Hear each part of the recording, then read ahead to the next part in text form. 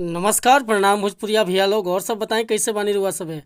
उम्मीद करता नहीं रुआ सब ठीक ठाक होखा भैया, और हमहू ठीक बानी। तो स्वागत बाटे आप सबके राइटर विजय बागी के चैनल पर।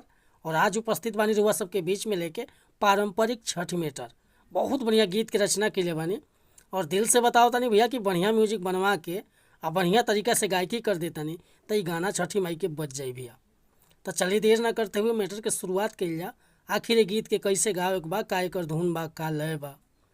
लेकिन वीडियो स्टार्ट कर से पहले भी एगो बात बतावल चाहब कि रुआ अगर नया सिंगर बानी आ सिंगिंग में इंटरेस्ट बा, अच्छा मीटर के तलाश में भटकतानी, सही ढंग के गीत नहीं खे मिलत, बढ़िया तुकबंदी नहीं खे मिलत, चाहे मन पसंद के मीटर नहीं खे मिलत, तो भैया अगर हमरा चैनल पर आ गए बानी एकदम निश्चिंत रही, निराश भैया की जरूरत नहीं खे। रुआ जैसन भी मीटर चाहत हो खब लिखवावे के बड़े भैया बिल्कुल उचित चार्ज पर हुआ कि फर्स्ट क्लास के मीटर मिल जाए व्हाट्सअप के जरिए। ठीक बाटे भैया, कोनो भी प्रकार के मैटर हुआ लिखवाओ होगे, जैसे कि sad song, love song, romantic song, लोकगीत, ऑर्केस्ट्रा सॉन्ग, कोनो प्रकार के गीत बेहिचक रुआ संपर्क कर सकीला। डिस्क्रिप्शन में नंबर डाल दिले बानी। और बतावल चाहब कि चैनल पर पहली बार आयल बानी तो चैनल के सब्सक्राइब कर ली, बेल आइकन प्रेस कर ली, ताकि हर रोज़ रुआ के नया नया मैटर सुने के, देखे के और गावे के मिलत रही। देखिए आज के मैटर कैसे गाओ के बाटे।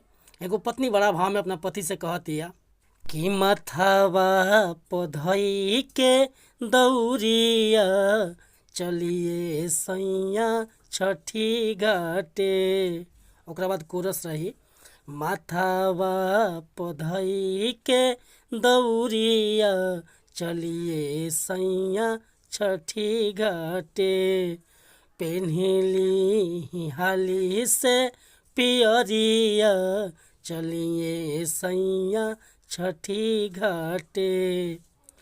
माथावा पधई के दौरिया चलिए सैया छठी घाटे।